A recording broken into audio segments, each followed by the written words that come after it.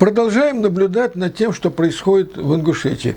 Маленькая республика почти целиком вышла на протест, ну не целиком, это может привлечение, но половина республики выходила на протест, массовый протест. События очень перекликаются с Хабаровском, и со стороны гражданского общества можно только приветствовать, что люди защищают себя, думают, как бороться с репрессиями, с произволом, а со стороны власти, они, очевидно, тоже, как говорится, тренируются, я бы так сказал, что вот то, что сейчас происходит в Ингушетии, это тренировка власти. Я уже третий раз говорю на эту тему, мы наблюдаем внимательно, что там происходит, и хочу отметить, во-первых, продолжаются аресты до сих пор. Недавно вы взяли под стражу одного из, по-моему, чуть ли не первого министра внутренних дел, еще при Аушеве он был, его фамилия Погоров. И он был, когда были протесты, он вообще не скрывался, он был одним из людей, которые поддерживали этот мирный протест, подчеркиваю, мирный протест.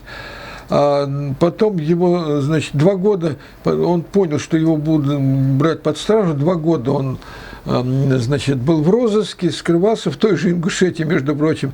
Несмотря на маленькую республику, ему удавалось скрываться.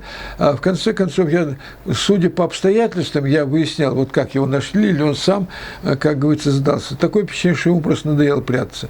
Его сейчас взяли под стражу. То есть аресты продолжаются. Его взяли, еще других активистов берут. И вот а чему мы можем, гражданское общество может научиться в Ингушетии, в маленькой республике Ингушетия? Это то, что у них была создана неотложка. Они так и называют неотложка, ведь очень много людей арестовали. Как бы власть сама себя разоблачает. Она сама себя разоблачает, власть.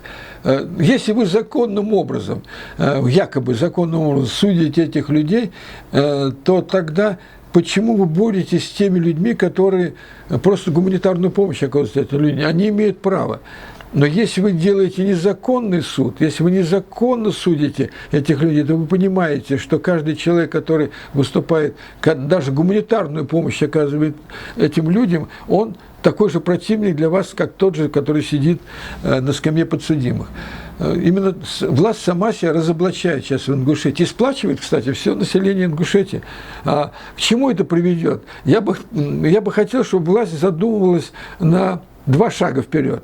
Они сейчас решают какие-то мелкие тактические задачи, мелкие тактические руководители правоохранительных органов. А все это ведет, как я уже и писал об этом и говорил, может привести к взрыву на Кавказе.